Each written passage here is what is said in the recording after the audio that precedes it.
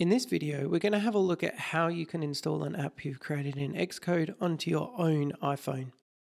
The first thing you need to do is plug your iPhone in, and then you can select your phone from the drop-down list of devices.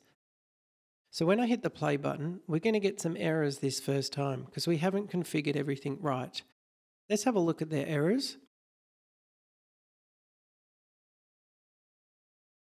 Here we can actually see what's going on. It's just saying there's some sort of signing issue, and that's mainly because we don't have an account. So back in our settings, we have to click up here where we've got our app name. We should see a team and it says add account. So let's select that. Now we have a window come up and it should ask for our Apple ID. So at this point, you need to type in your own Apple ID. And hopefully you've got one. If not, you may need to go and create that or click that button that says create Apple ID. But this should just use your standard one. And we're basically creating a developer account, but this is a free version. So it means you can't actually sell your app on the App Store, but it does mean that you can put an app on a phone. So here we get some more information and that's all good. So it just says something about your Apple ID, setting up an account. So we can close that window now, we don't need that anymore. And we can see here we actually can now select that team from the drop down. So let's do that. Now we've added our team, we can hit play again. And we're going to go through a very long process where it starts installing things to your phone.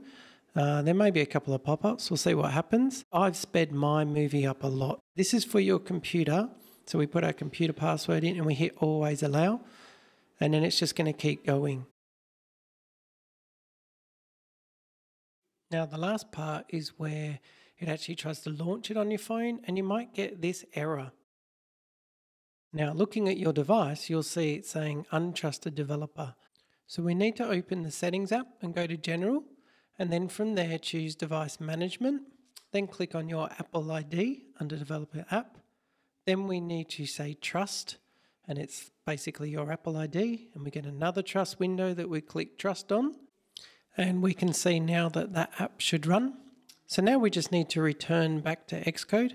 We can click OK on our message, and then we're just going to hit play again, and this time we should have more success. So it should just build through, and now hopefully on your iPhone you should see your app running. I hope it works for you.